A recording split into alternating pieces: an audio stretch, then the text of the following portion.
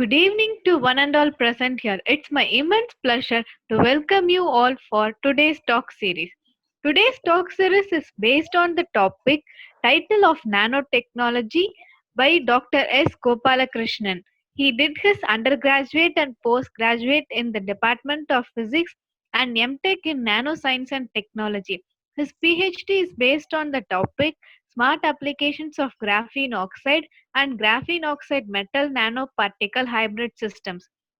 He also awarded as the Young Scientist Fellowship by Tamil Nadu State Council for Science and Technology, and he also got Outstanding PhD award by Nurul Islam Center for Higher Education. He also well versed in hands-on experience with the following instruments: AFM, TGDTA, ultraviolet UV visible spectroscopy, FTIR, XRD, particle size analyzer, electrochemical workstation, ball mill, photoluminescence, BET surface area analyzer, XRD, and RF and DC sputtering. The floor is all yours, sir. Very good evening. Thank you for thankful to KSR Institute of Technology for giving this particular opportunity. Especially, I thank Dr. Santosh for giving this chance to share my ideas regarding the tools of nanotechnology. Can you hear me, sir? Yeah. Yes, sir. No, okay. Thank you.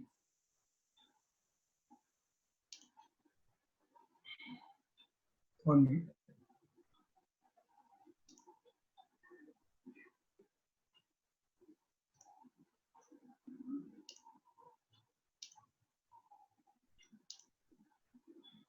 Okay.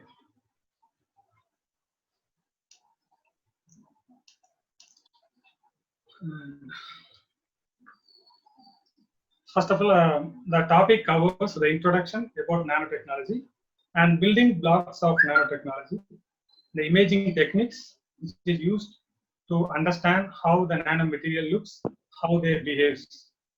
And basically, we know the first imaging techniques normally called light microscopy, and the principles is first explained. Then we go for scanning electron microscope and transmission electron microscope, then atomic microscope. These three techniques are mainly used as tools to understand and manipulate the matter at the level of atoms and molecules.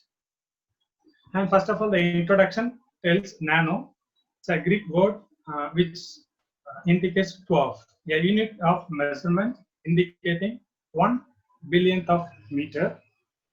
And normally, the nanotechnology can be defined as ability to understand, control, and manipulate the matter at the level of atoms and molecules.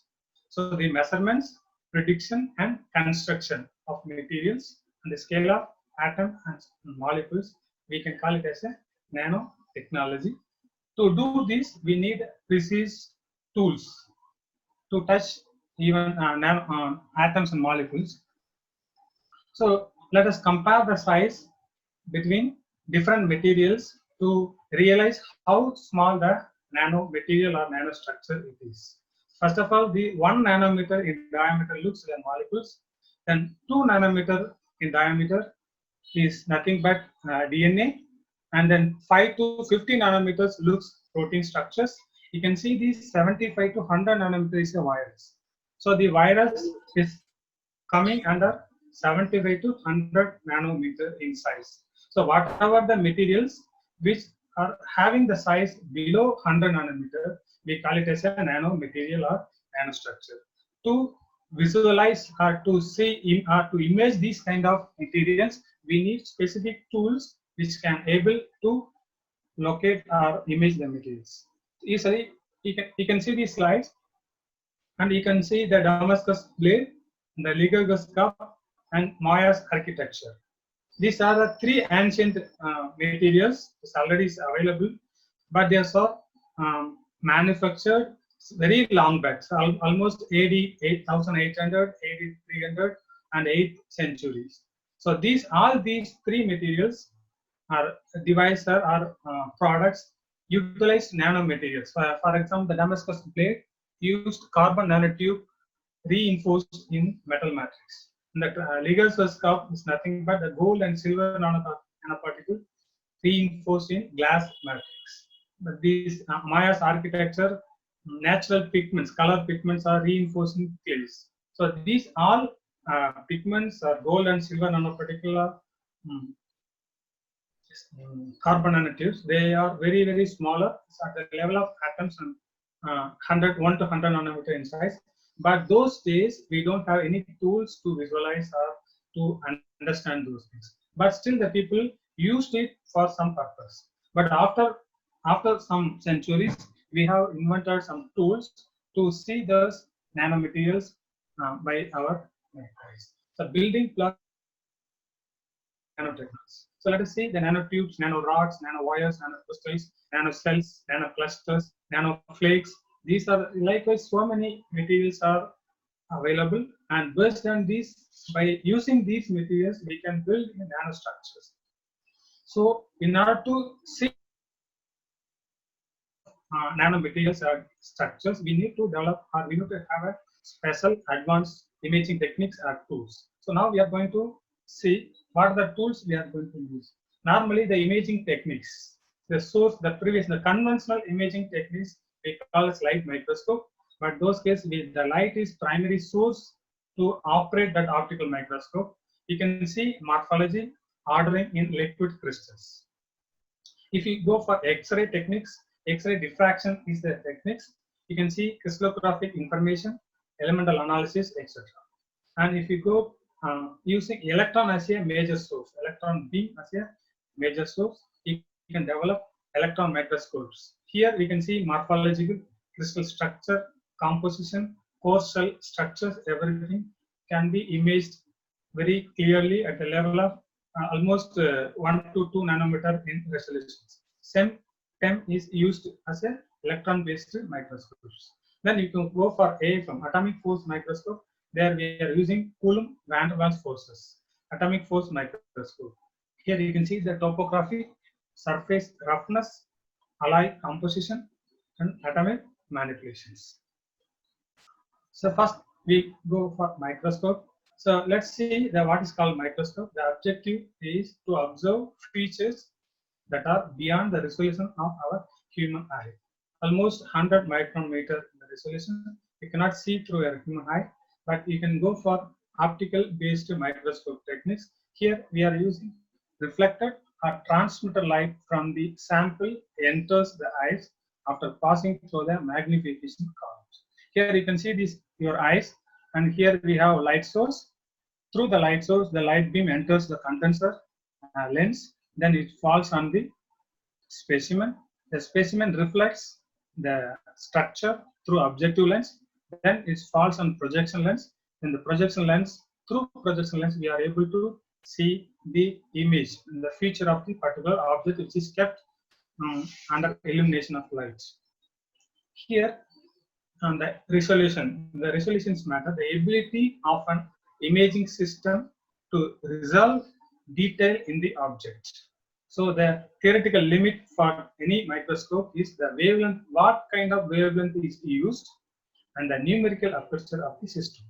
So the resolution R is equal to lambda divided by 2 numerical aperture. So the lambda is the wavelength of light. Another is the numerical aperture. Usually the numerical aperture of any optical microscope is fixed. So the resolution is directly related to the wavelength of light which is used as a source. So usually the white light is a combination of all mixture of light. The average wavelength is 0.55 micrometer. So numerical aperture of the system is nothing but theoretical limit of resolving power is currently about 0.2 micrometer. So this is the theoretical limit of resolving power of microscope, optical microscope. Here the numerical aperture, the measure of light gathering ability of the objective, or the light providing ability of the condenser. So numerical aperture can be called as n sin AA by 2. The n is the refractive index of the medium, between the cover glass and the objective front glass. AA is the angular aperture of the objective. So the resolution R lambda divided by 2 into Na. The wavelength of electron. Now let us assume instead of light waves, let us take an electron as a source. So the lambda as per de Broglie wavelength, we know that the light or any material bears dual nature. So let us take a particle which is called electron. So the electron can travel as a wave. So the lambda equal to h by p is nothing but h divided by m naught into v. So h divided by 2 root of 2 m naught electron volts. The electron is the charge of an electron, v is the applied voltage. So in this particular case, if you use this particular equation, if you apply 10 kilovolt as the applied voltage for a scanning electron microscope, then it's a 0.12 into 10 to the power of minus 10 meter is a resolution of particular same instrument or same tools. If you use 200 kilovolts as a applied voltage for transmission electron microscope,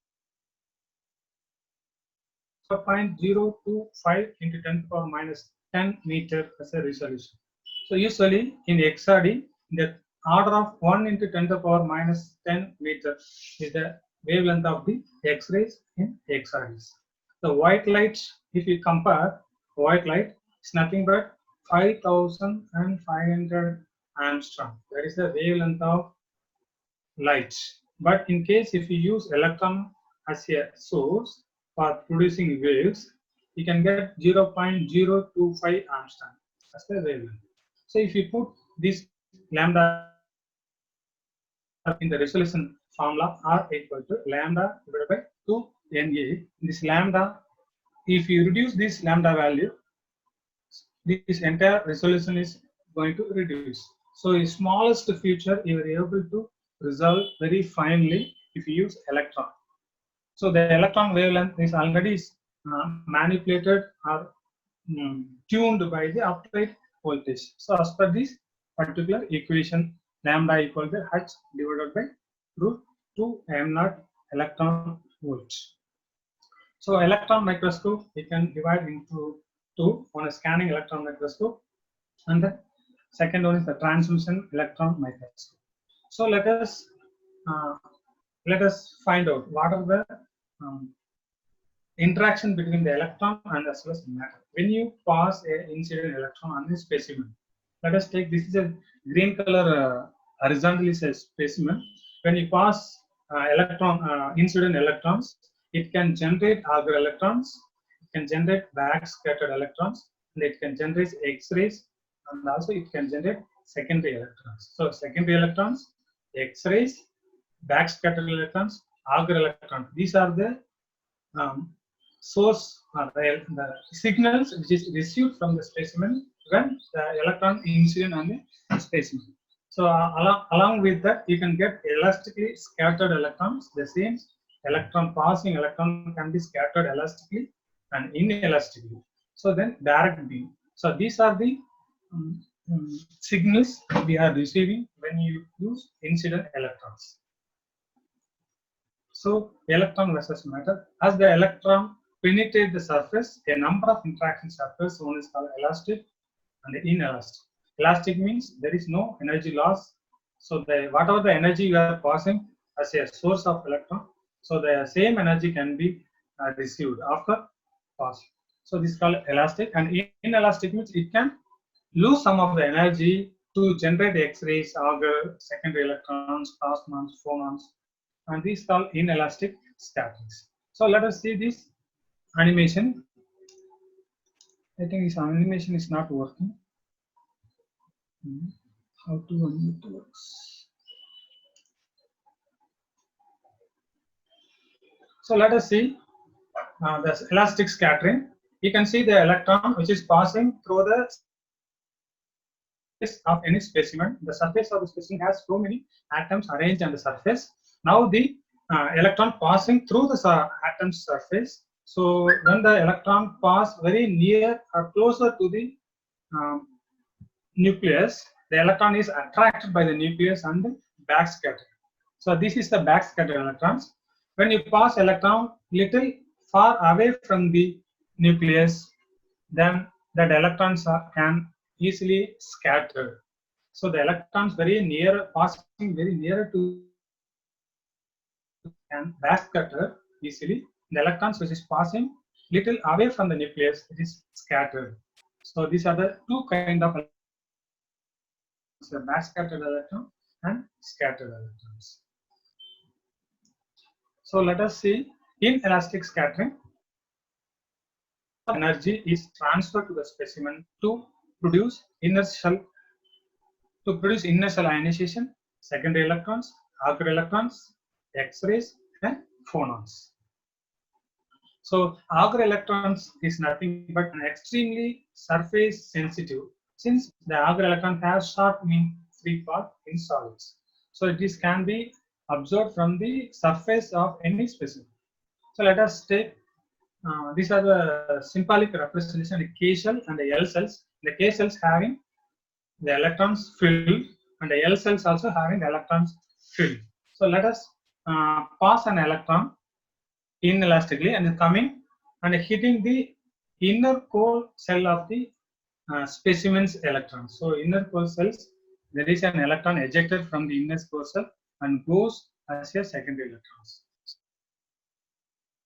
The scattered electrons. So when you pass the electron from the source and it's going hitting the inner core orbit and it emits an electron, so that the electron emitted electron is called secondary electrons and the source electron is called scattered electrons. Now the vacant site in the inner core cell is occupied by the another electron which is from the outer cell. So outer cell to inner cell, the electron getting transmitted, and this excess energy is emitted in terms of X-rays. So this is X-rays is one kind of signal which is received from the particular electron specimen interaction. In this X-rays again goes and you can see these secondary electrons images below 50 electron volt. When you apply below 50 electron volts in the applied voltage, so the valence or conduction band electrons need a small amount of energy to overcome the work function. So it can automatically ejected from the particular orbits. So forming image of morphology and surface topography, these secondary electrons are used. Now let us see this scatter electron, secondary electron, and this inner core orbits occupied. It emits X-rays. The X-rays again goes and hitting the L orbits. From the electron is emitted. So this electron is called Auger electron. So we can now elastic electron, elastic is scattered, inelastic scattered, and the scattered electrons from this secondary electron and Auger electron. These are the signals we have received, and this is the overall picture where you can get primary electron beam. From this, the surface we are getting secondary electrons, and then back scattered electron from the volume center of the surface, and the Auger electron is exactly on the surface, and the X-ray characteristic X-rays are emitted from the electron transition between the two different energy levels. So let us see the scanning electron microscope principles. A source of electron is focused. A source of electron is focused into a fine probe that is rastered over the surface of the specimen. There is a specimen. Over the specimen, the electron source is rastered, scanned, or swept horizontal to right in a steady rate. So this is the principle. Let us see. This is an electron gun. This is a sample surface. Now the electron is passed directly towards the sample surface, and then there is a deflection coil, some magnetic deflectors. So these deflectors can deflect the path of the electron beams so that it is goes left and the right. Like this, it is scanned left and right in the horizontally. So the reflected scatter. Now you can see that so many signals, you know that, right? Auger electron, secondary electron, backscatter electron. These all the electrons can be detected through this detector. This detector is specifically designed to pick up particular electron source. It depends on the image which you need. Surface topography, or if you need a compositional analysis, or if you need any other defects inside. So based on that information which is you need, you can change the detector. So the detector is capturing that particular electron, monitoring. So let us see this scanning electron microscope overall image, and the magnification is possible up to 10,000 to 5 lakhs times. 10,000 to 5 lakhs times it can magnify an image using this particular scanning electron microscope.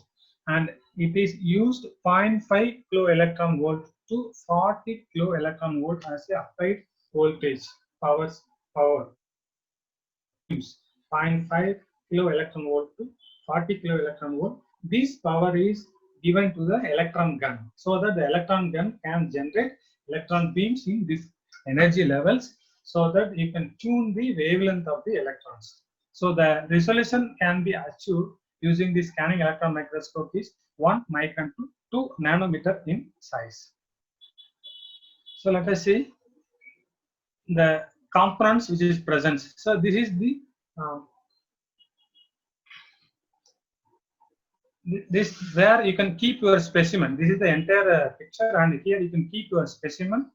This specimen is, this is the electron column. The electron column is converted into so many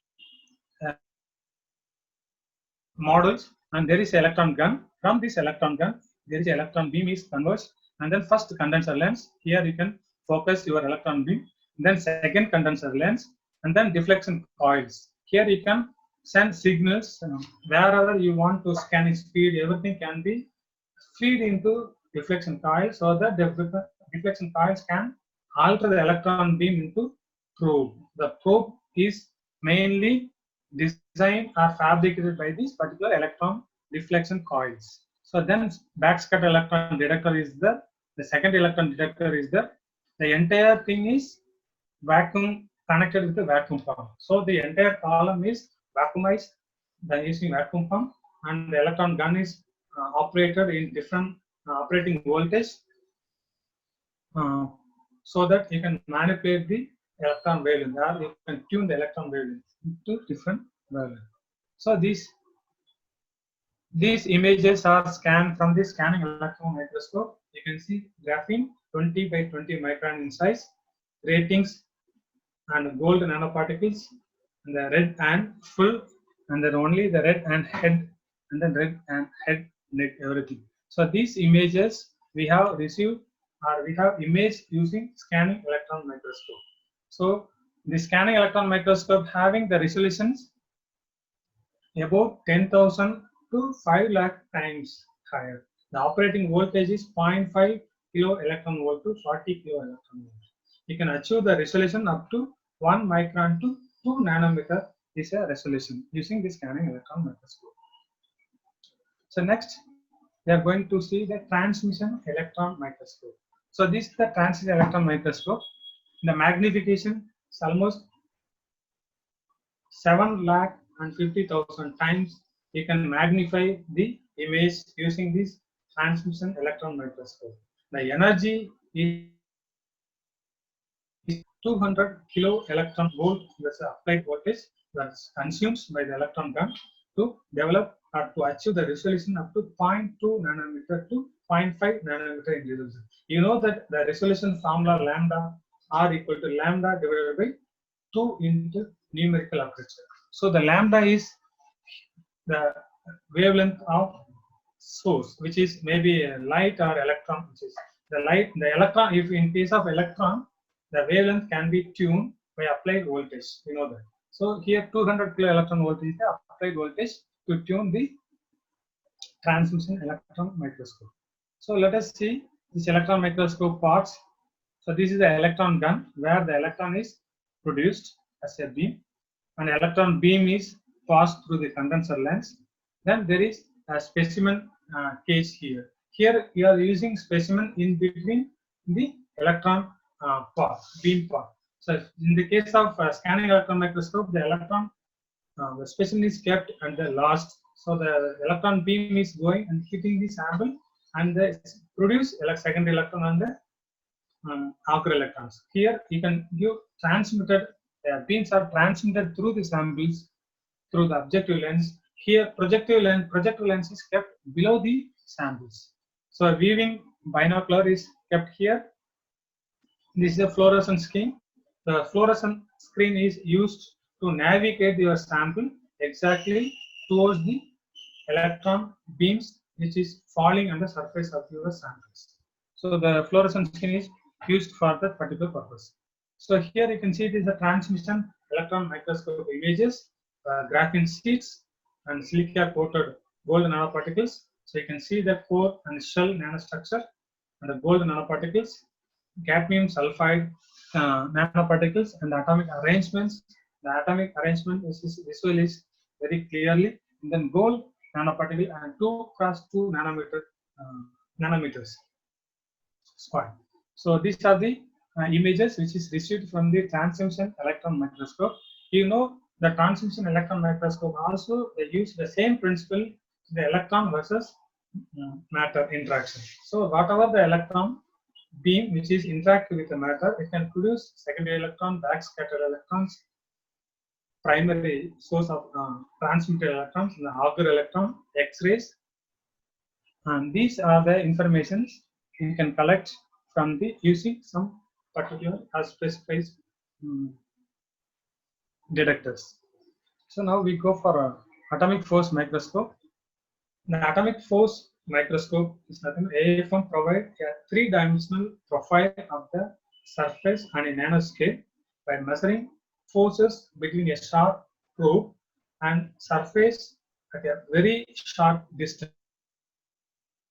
So 0.2 to 10 nanometer probe sample sufficient. So let us take a surface of any sample and there is a probe, physical probe. When you bring very close to this probe, so the probe and the sample surface almost 0.2 to 10 nanometer in distance in y-axis. So using this technique, when you bring closer and closer, the atoms and molecule which is present the surface of the sample and the tip of the probe, both are trying to attract or repulse. So this force can be used as a information or signal to image the topographic of particular samples. So the probe is supported and a flexible cantilever. The AFM tip gently touches the surface and records the small force between the probe and the surface. So let us have here force calculation F equal to minus Kx. So let us assume the spring. So the spring is our cantilever. Let us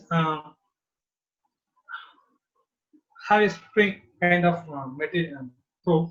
When you attract, it is compressed, it is elongated and is compressed. So the elongated and compressed the force we are going to image. Here force almost 10 to the power minus 9 Newton to 10 to the power minus 6 Newton. Another 1 nanonewton to 1 micronewton force is going to vary in this particular atomic force interaction. And K is the spring constant. It's almost 0.1 to 1 Newton per meter is the spring constant of the particular atomic force cantilever. And then cantilever deflection. The X is the deflection. That is nothing but between the sample to probe. So there is 3 different modes we are using in the atomic force microscope. One is contact mode, another one is non-contact mode, another one is tapping mode. Contact mode means the distance X is below 0.5 nanometer. Below it's a contact mode. 0.5 to 2 nanometer is a non-contact mode. If it is 0.1 nanometer, 10 nanometer is called tapping. So 3 different modes we are using to image the surface topography using atomic force microscope. Its distance is nothing but the probe to surface distance. Okay. The basic components which is present in the atomic force microscope is probes, cantilevers and tips, and the optical detection systems, piezo scanners, and electronics for management of scanning procedures and data acquisitions. In the microscope, these components are assembled into a microscope stage, which must satisfy the requirement of minimal vibration, acoustic, and electronic noise, as well as small thermal drift. So cantilever. So this what you are seeing is called cantilever, and the end of the cantilever you can see the tip. The tip is size is almost below 10 nanometer in size. Maybe 1 to 10 atoms are maybe present in the tip of the particular cantilever. So now we can see this sample stage, XY stage, and this is the laser source. And the laser from the laser source, the light is falling in the mirror one. From this mirror, the light is reflected and falling on the surface of the tip of the cantilever, and this reflected back, and it is fall another mirror, and it is focused on the uh, photodetectors. So the photodetectors are going to detect the reflected light rays, which is fall, which is coming from the tip of the. So now you can see this image, X-ray scanner, laser source, optical alignment. You can see light falling in this, and it is reflected back to the photodetectors. And this photodetector gives the feedback loop to the Z scanner, so that the Z scanner is maintaining the distance between probe to surface constantly or sometimes variably. It depends on the which mode you are going to use, whether it's contact mode or tapping. So this is the atomic force microscope photograph, and you can see this optical microscope setup. Here we are having optical microscope and the light source, everything. And this optical microscope is used to locate your sample's presence out downside and to exactly land your atomic probe onto the surface of the sample. So only for that particular purpose, optical microscope is attached to this atomic force microscope, and this is the setup where you are using exactly the atomic force microscope and the piezo scanners, lasers, and reflecting systems and photodetectors. Everything is kept here, and here we are having sample stage. So this is the setup of the atomic force microscope, and the force is detected by the deflection of a spring, usually a cantilever. So let us see, this is a symbolic representation. When you have a laser beam and the falling on the surface of the cantilever and reflected towards the photodetectors, now the tip is exactly touching the surface of the sample. Now you can see this elongated image. Here the surface atoms are present, above the tip atoms are present, and these, when you bring closer these surface atoms and the tip atoms, they can easily attract and repulse. When you go very close, so it can repulse. When, because of the repulsion, the cantilever is bent outward. It is bending outward. So attractive force, non-contact mode, a large probe sample. Good evening to one and all present here. It's my immense pleasure to welcome you all for today's talk series. Today's talk series is based on the topic title of nanotechnology by Dr. S. Gopalakrishnan. He did his undergraduate and postgraduate in the Department of Physics and MTech in Nanoscience and Technology. His PhD is based on the topic smart applications of graphene oxide and graphene oxide metal nanoparticle hybrid systems. He also awarded as the Young Scientist Fellowship by Tamil Nadu State Council for Science and Technology, and he also got Outstanding PhD Award by Nurul Islam Center for Higher Education. He also well versed in hands-on experience with the following instruments: AFM, TGDTA, ultraviolet UV visible spectroscopy, FTIR, XRD, particle size analyzer, electrochemical workstation, ball mill, photoluminescence, BET surface area analyzer, XRD, and RF and DC sputtering. The floor is all yours, sir. Very good evening. Thank you for thankful to KSR Institute of Technology for giving this particular opportunity. Especially, I thank Dr. Santosh for giving this chance to share my ideas regarding the tools of nanotechnology. Can you hear me, sir? Yeah, yeah. Yes, sir. No, okay. Thank you. Thank you.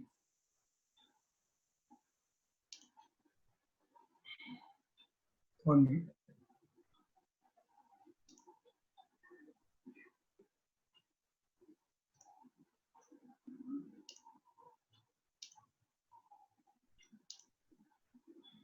Okay.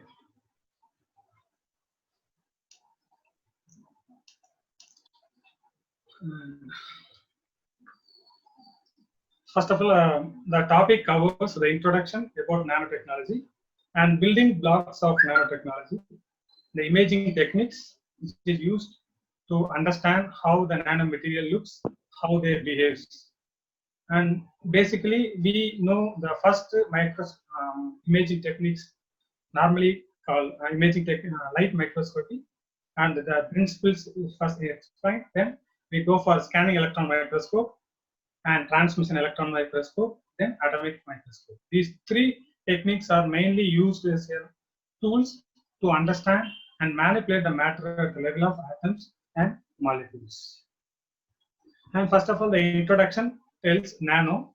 It's a Greek word which indicates 12, a unit of measurement indicating 1 billionth of meter. And normally, the nanotechnology can be defined as ability to understand, control, and manipulate the matter at the level of atoms and molecules. So the measurements, prediction, and construction of materials on the scale of atom and molecules, we can call it as a nanotechnology. To do this, we need precise tools to touch even atoms and molecules.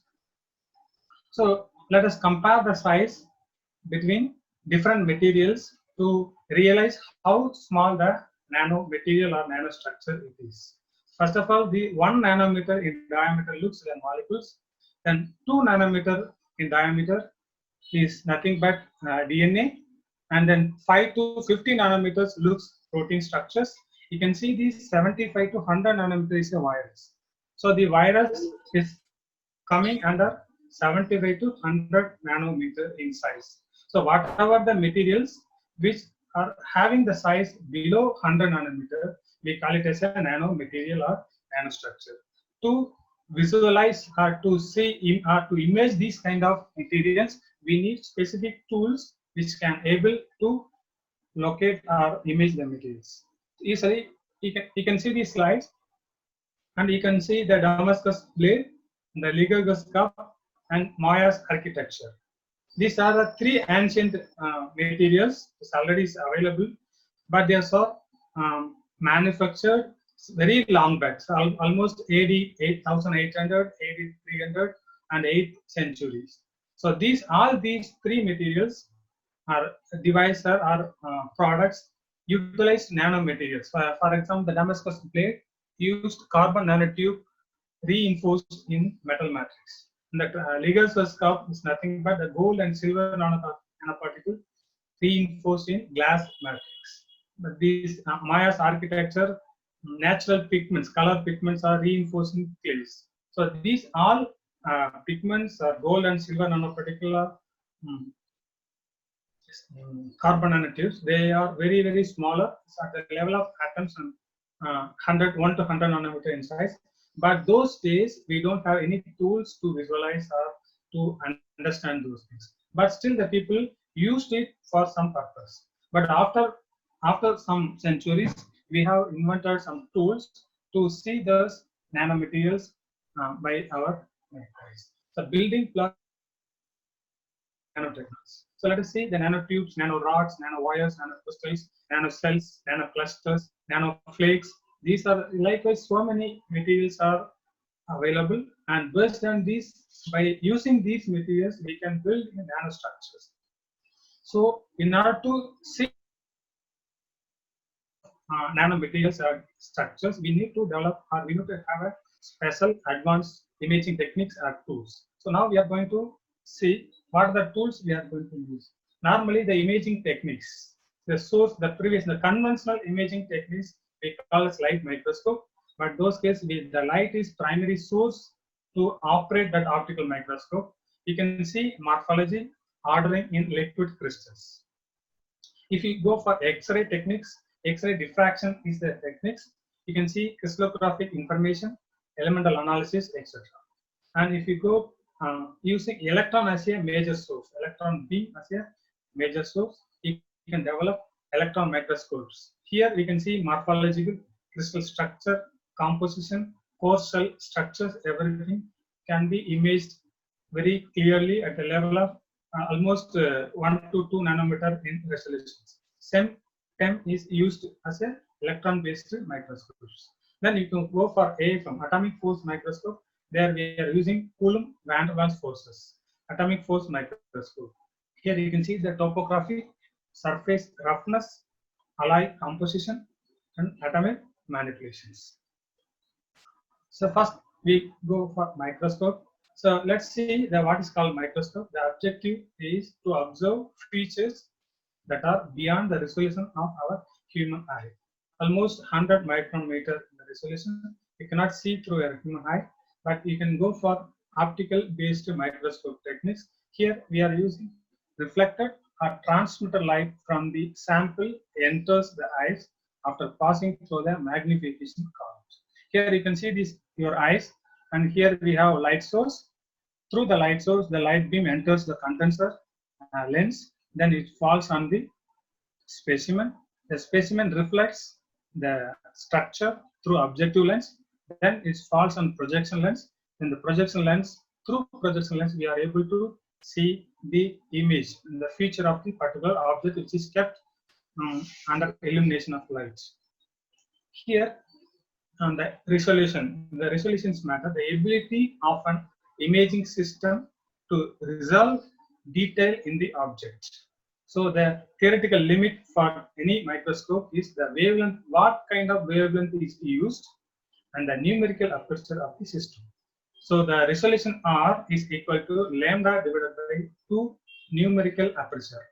So the lambda is the wavelength of light. Another is the numerical aperture. Usually the numerical aperture of any optical microscope is fixed. So the resolution is directly related to the wavelength of light which is used as a source. So usually the white light is a combination of all mixture of light. The average wavelength is 0.55 micrometer. So numerical aperture of the system is nothing but theoretical limit of resolving power is currently about 0.2 micrometer.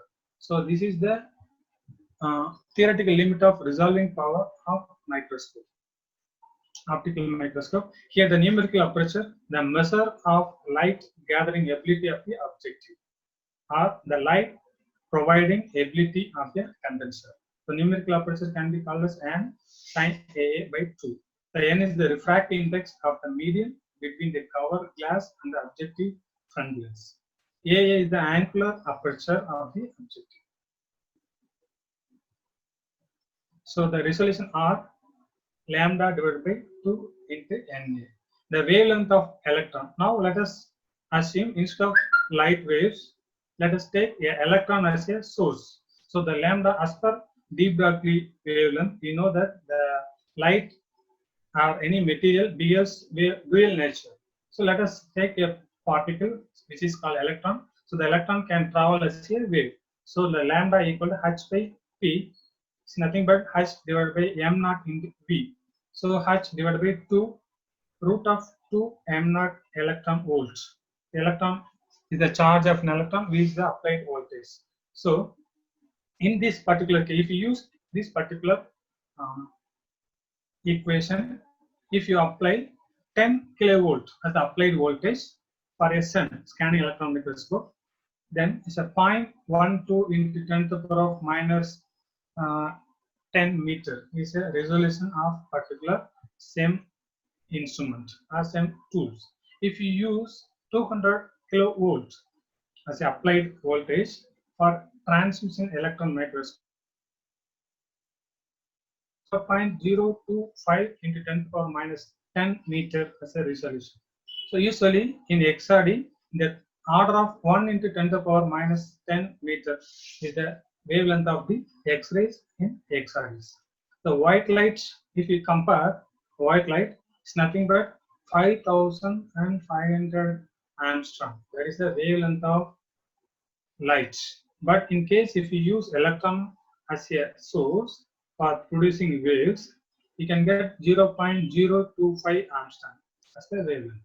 So if you put this lambda in the resolution formula, R equal to lambda divided by 2 Na. This lambda, if you reduce this lambda value, this entire resolution is going to reduce. So in smallest feature you are able to resolve very finely if you use electron. So the electron wavelength is already manipulated or tuned by the applied voltage. So as per this particular equation, lambda equal to h divided by root 2 m naught electron volts. So electron microscope we can divide into two. One is scanning electron microscope, and the second one is the transmission electron microscope. So uh, let us find out what are the interaction between the electron and as well as matter. When you pass an incident electron on the specimen, let us take this is a green color horizontally specimen. When you pass incident electrons, it can generate Auger electrons, it can generate back scattered electrons, and it can generate X-rays, and also it can generate secondary electrons. So secondary electrons, X-rays, back scattered electrons, Auger electrons. These are the source the signals which is received from the specimen when the electron incident on the specimen. So along with that, you can get elastically scattered electrons. The same passing electron can be scattered elastically and inelastically. So then direct beam. So these are the signals we are receiving when you use incident electrons. So electron versus matter. As the electron penetrate the surface, a number of interactions occurs. One is called elastic and inelastic. Elastic means there is no energy loss. So whatever the energy you are passing as a source of electron, so the same energy can be received after passing. So this is called elastic, and inelastic means it can lose some of the energy to generate X-rays, Auger, secondary electrons, plasmons, phonons, and these called inelastic scatterings. So let us see this animation. I think this animation is not working. How to unmute works? So let us see the elastic scattering. You can see the electron which is passing through the surface of any specimen. The surface of the specimen has so many atoms arranged on the surface. Now the electron passing through the atom surface. So when the electron pass very near or closer to the nucleus, the electron is attracted by the nucleus and backscattered. So this is the backscattered electrons. When you pass electron little far away from the nucleus, then that electrons can easily scatter. So the electrons very near, passing very near to can backscatter easily. The electrons which is passing little away from the nucleus, it is scattered. So these are the two kind of backscattered electron and scattered electrons. So let us see inelastic scattering. Energy is transferred to the specimen to produce inertial ionization, secondary electrons, Auger electrons, X-rays, and phonons. So Auger electrons is nothing but an extremely surface sensitive, since the Auger electron has short mean free path in solids. So this can be observed from the surface of any specimen. So let us take these are the symbolic representation of the K shell and the L cells. The K cells having the electrons filled, and the L cells also having electrons filled. So let us pass an electron inelastically and coming and hitting the inner core cell of the specimen's electrons. So inner core cells, there is an electron ejected from the inner core cell and goes as a secondary electrons. It has scattered electrons. So when you pass an electron from the source and it's going hitting the inner core orbit and it emits an electron, so that electron emitted electrons are called secondary electrons, and the source electron is scattered electrons. Now the vacant site in the inner core cell is occupied by the another electron which is from the outer cell. So outer cell to inner cell, the electron getting transmitted, and this excess energy is emitted in terms of X-rays. So this is X-rays is one kind of signal which is received from the particular electron specimen interaction. In this X-rays again goes, and you can see these secondary electrons images below 50 electron volt. When you apply below 50 electron volts in the applied voltage, so the valence or conduction band electrons need a small amount of energy to overcome the work function. So it can automatically ejected from the particular orbits. So forming image of morphology and surface topography, these secondary electrons are used. Now let us see this scatter electron, secondary electron, and this inner core orbits occupied. It emits X-rays. The X-rays again goes and hitting the L orbits. From the electron is emitted. So this electron is called Auger electron. So we can now elastic electron, elastic is scattered, inelastic scattered, and the scattered electrons from this secondary electron and Auger electron. These are the signals we have received, and this is the overall picture where you can get primary electron beam. From this, the surface we are getting secondary electrons, and then back scattered electron from the volume center of the surface, and the Auger electron is exactly on the surface, and the X-ray characteristic X-rays are emitted from the electron transition between the two different energy levels. So let us see the scanning electron microscope principles. A source of electron is focused. A source of electron is focused into a fine probe that is rastered over the surface of the specimen. There is a specimen. Over the specimen, the electron source is rastered, scanned, or swept horizontally to right in a steady ridge. So this is the principle. Let us see. This is a electron gun. This is a sample surface. Now the electron is passed directly towards the sample surface, and then there is a deflection coil, some magnetic deflectors. So these deflectors can deflect the path of the electron beams so that it is goes left and right. Like this, it is scanned left and right in the horizontally. So the reflected scatter. Now you can see that so many signals, you know that, right? Auger electron, secondary electron, backscatter electron. These all the electrons can be detected through this detector. This detector is specifically designed to pick up particular electron source. It depends on the image which you need. Surface you need surface topography, or if you need a compositional analysis, or if you need any other defects inside. So based on that information which is you need, you can change the detector. So the detector is capturing that particular electron, monitoring. So let us see this scanning electron microscope overall image, and the magnification is possible up to 10,000 to 5 lakhs times. 10,000 to 5 lakhs times it can magnify an image using this particular scanning electron microscope, and it is used 0.5 kilo electron volt to 40 kilo electron volt as a applied voltage power 0.5 kilo electron volt to 40 kilo electron volt. This power is given to the electron gun so that the electron gun can generate electron beams in this energy levels, so that you can tune the wavelength of the electrons. So the resolution can be achieved using the scanning electron microscope is 1 micron to 2 nanometer in size. So let us see the components which is present. So this is the this where you can keep your specimen. This is the entire picture, and here you can keep your specimen. This specimen is, this is the electron column. The electron column is converted into so many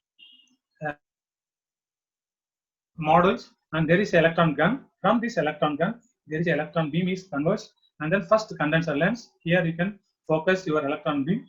Then second condenser lens, and then deflection coils. Here you can send signals wherever you want to scanning speed. Everything can be feed into deflection coil, so that the deflection coils can alter the electron beam into probe. The probe is mainly designed or fabricated by these particular electron deflection coils. So then backscatter electron detector is there. The second electron detector is there.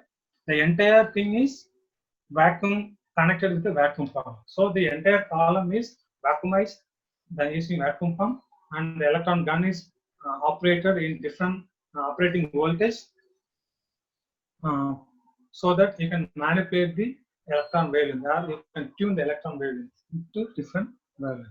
So these images are scanned from the scanning electron microscope. You can see graphene 20 by 20 micron in size, ratings and gold nanoparticles, and the red and full, and then only the red and head, and then red and head, neck, everything. So these images we have received, or we have imaged using scanning electron microscope. So the scanning electron microscope having the resolutions about 10,000 to 5 lakh times higher. The operating voltage is 0.5 kilo electron volt to 40 kilo electron volt.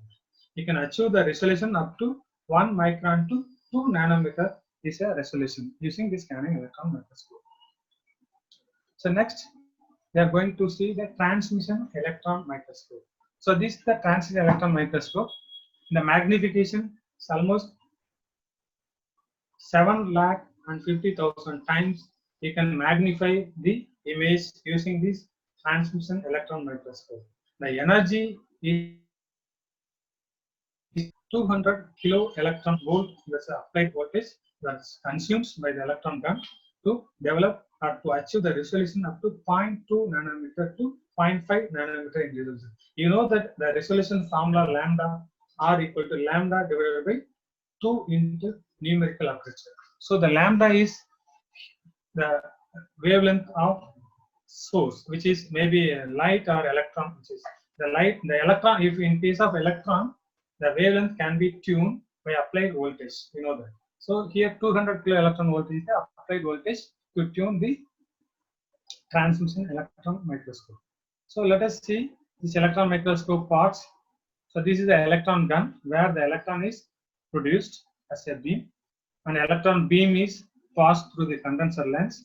Then there is a specimen cage here. Here you are using specimen in between the electron part, beam part.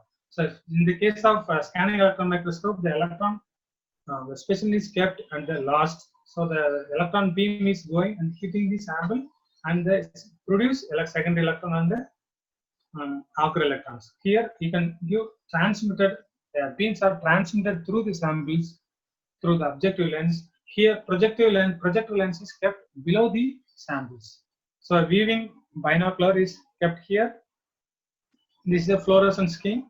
The fluorescent screen is used to navigate your sample exactly towards the electron beams which is falling on the surface of your samples.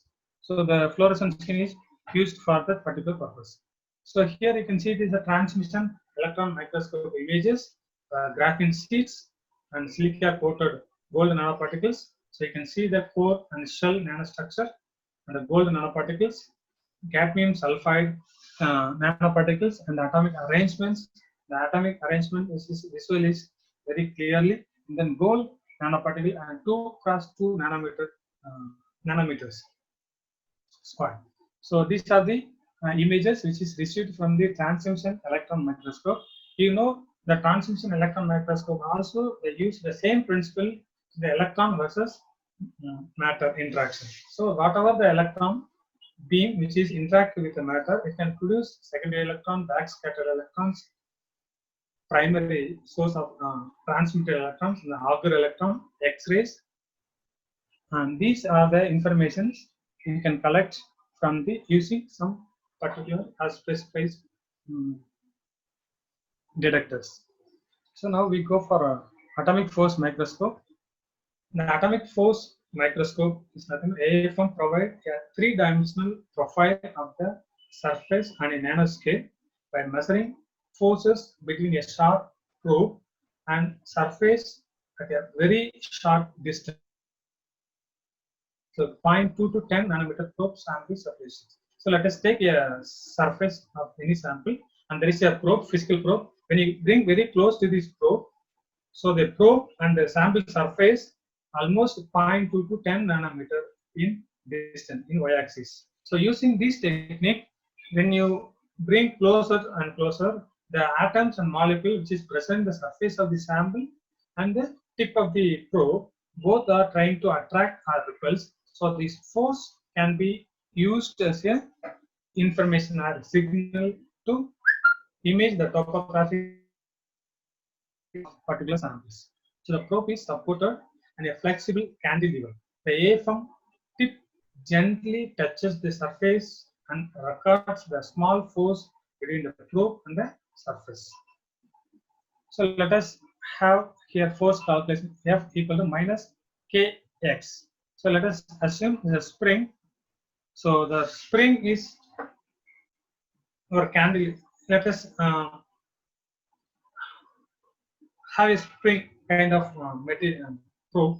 When you attract, it is compressed, it is elongated and is compressed. So the elongated and compressed the force we are going to image. Here force almost 10 to the power minus 9 Newton to 10 to the power minus 6 Newton. Another 1 nanonewton to 1 micronewton force is going to vary in this particular atomic force interaction. And K is the spring constant.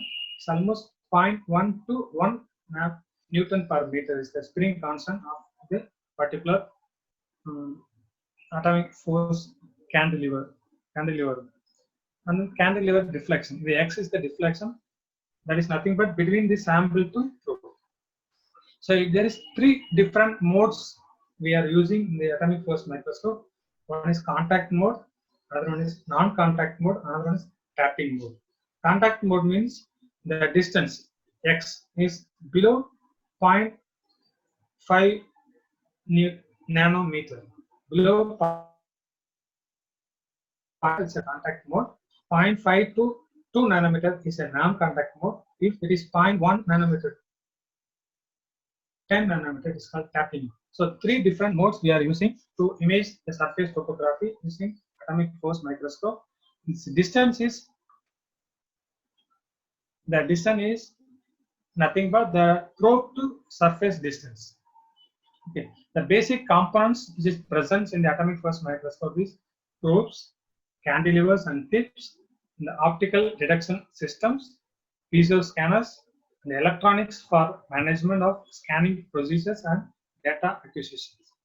In the microscope, these components are assembled into a microscope stage, which must satisfy the requirement of minimal vibration, acoustic, and electronic noise, as well as small thermal drift. So cantilever. So this what you are seeing is called cantilever, and the end of the cantilever you can see the tip. The tip is size is almost below 10 nanometer in size. Maybe 1 to 10 atoms are maybe present in the tip of the particular cantilever. So now you can see this sample stage, XY stage, and this is the laser source. And the laser from the laser source, the light is falling in the mirror one. From this mirror, the light is reflected and falling on the surface of the tip of the cantilever, and this reflected back, and it is fall another mirror, and it is focused on the photodetectors. So the photodetectors are going to detect the reflected light rays which is which is coming from the tip of the camera.